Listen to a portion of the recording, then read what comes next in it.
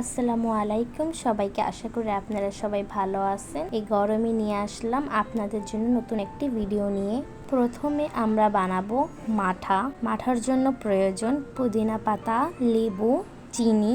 এবার মিক্সারের মধ্যে আমরা পুদিনা পাতা দিয়ে দিব, তারপরে আমরা চিনি দিয়ে দিব। চিনি আমরা হাফ কাপ দিব, আপনারা আপনাদের পরিমাণ অনুযায়ী চিনি দিতে পারেন।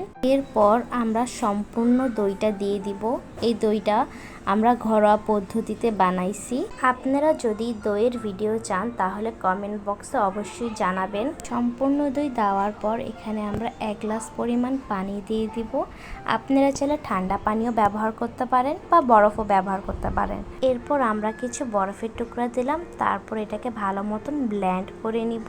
এখন আমরা এখানে সামান্য পরিমাণে কিছু বিট লবণ দিব পরিমাণ মতো, এবং লেবু চিপে রাখছিলাম লেবুর রসটা আমরা দিয়ে দিব। তারপর এটাকে ভালো মতন ব্লেন্ড করে নিব।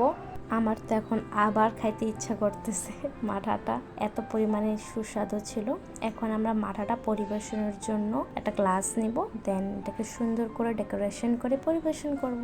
এত তীব্র গরমে আমাদের শরীর ঠান্ডা রাখার জন্য এই মাঠাটা আসলে আমাদের জন্য অনেক উপকারী। এখন আমরা তৈরি করব আরেকটা জুস, যার নাম দই লাচ্ছি। দই লাচ্ছির নাম সবাই শুনছে, আর এত তীব্র গরমে দই লাচ্ছি না হলে কি চলে। এখন মিক্সারে আমরা ঘরোয়া তৈরি দই দিয়ে দিব।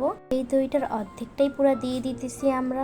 এরপর হাফ কাপ চিনি দিয়ে দিব, সাথে বরফের টুকরাগুলোও দিয়ে দিব, 1 গ্লাস পানিও দিয়ে দিব। এরপর ভালো মতন ব্লেন্ড করে নিব 1-2 মিনিট। আপনারা চাইলে এর থেকে বেশি বরফও ব্যবহার করতে পারেন।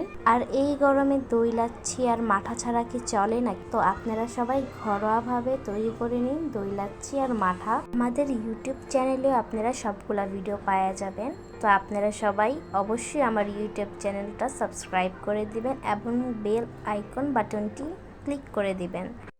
এই তো আমাদের ঠান্ডা ঠান্ডা লাচ্ছি তৈরি। আপনারা সবাই অবশ্যই আমার এই ভিডিওটি দেখে লাচ্ছি বানানোর পর ছবি তুলে কমেন্ট বক্সে শেয়ার করতে পারেন। আপনারা সবাই এই গরমে ভালো থাকবেন, সুস্থ থাকবেন। আল্লাহ হাফেজ। দেখা হবে নতুন কোনো ভিডিওর সাথে।